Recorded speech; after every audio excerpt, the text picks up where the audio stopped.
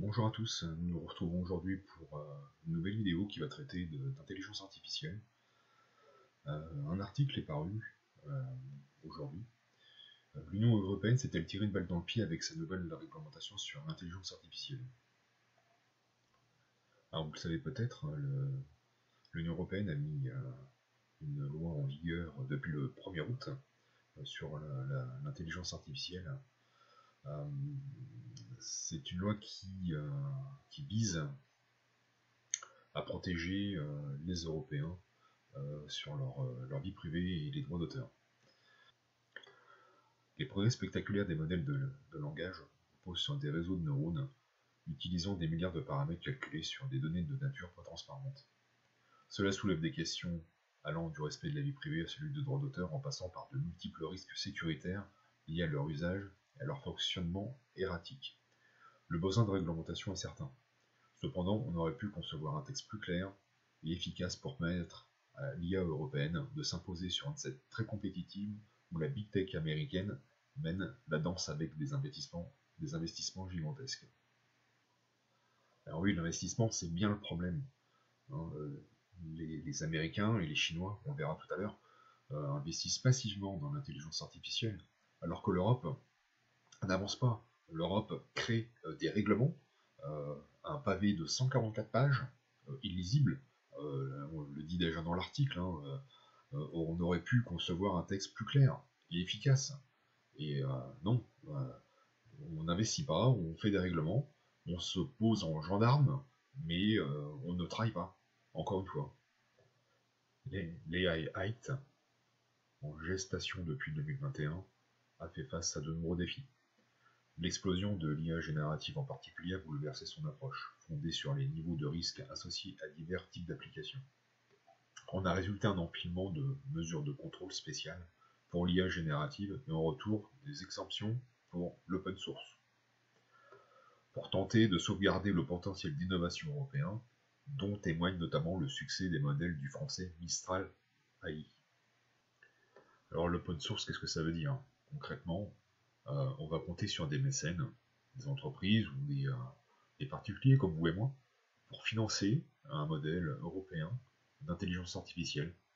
Alors, j'ai du mal à croire qu'un modèle qui sera financé à coup de lance-pierre, parce qu'il ne faut pas se cacher la vérité, c'est le cas de Wikipédia notamment, qui fait sans arrêt des appels pour qu'on lui donne des subventions, on lui verse quelques euros, euh, qui bandit quelques euros.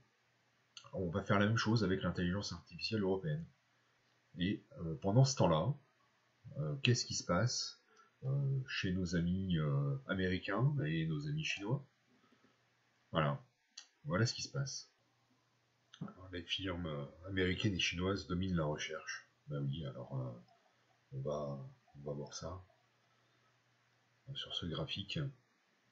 On voit les articles cités, les publications et les brevets déposés. Voilà. On peut voir pour Alphabet presque 3500 articles. On peut voir pour Microsoft presque 10 000 publications. Et pour le chinois Tencent, presque 10 000 brevets déposés. Et l'Europe est complètement absente de ce classement. Parce qu'on ne met pas d'argent, parce qu'on ne veut pas trouver d'argent, parce qu'on préfère réglementer, on préfère se poser en gendarme et laisser les autres faire. Et en plus, on tente de nous interdire l'accès à ces intelligences artificielles, à ces innovations techniques qui vont de toute façon émerger. On va être en retard une fois de plus. Alors le voici, ce règlement européen. Bon, 144 pages, écrit petit en plus. Hein. Alors si vous voulez le lire, hein, faites-moi signe dans les commentaires. Hein. Je préviens, je ne fournis pas le paracétamol. Hein, parce que lire un truc pareil, c'est... Ou alors si vous n'arrivez pas à dormir, peut-être, pourquoi pas. Racontez-nous dans les commentaires si vous le lisez. Alors, outre le retard que va prendre l'Europe en n'investissant pas dans l'intelligence artificielle et en imposant un règlement contraignant, il y a un autre phénomène qui risque de se produire. C'est ce qu'on voit là. Meta ne lancera pas son intelligence artificielle en Europe pour l'instant. Alors, bon, évidemment, là, le cas était un petit peu différent. C'est produit il y a quelques mois, bien avant que le règlement soit en vigueur, puisque une ONG a porté plainte contre Meta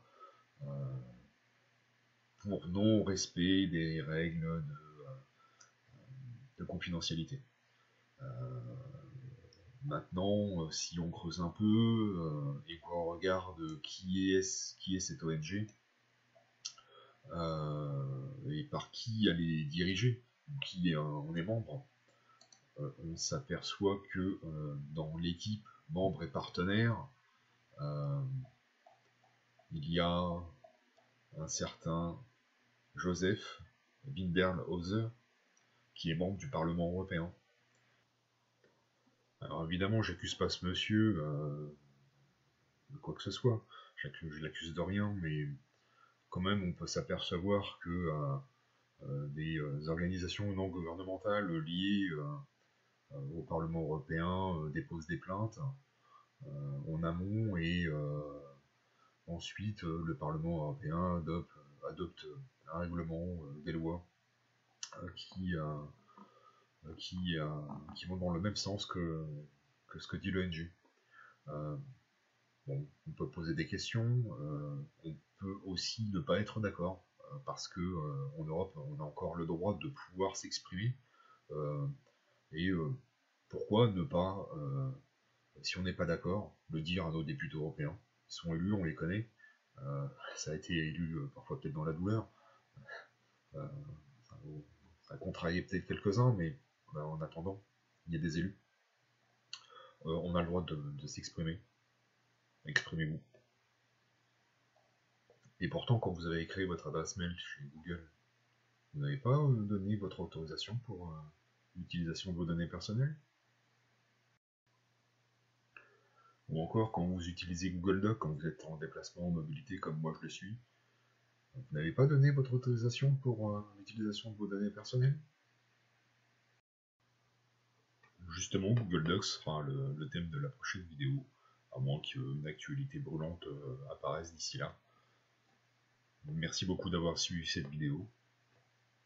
A bientôt pour de nouvelles vidéos.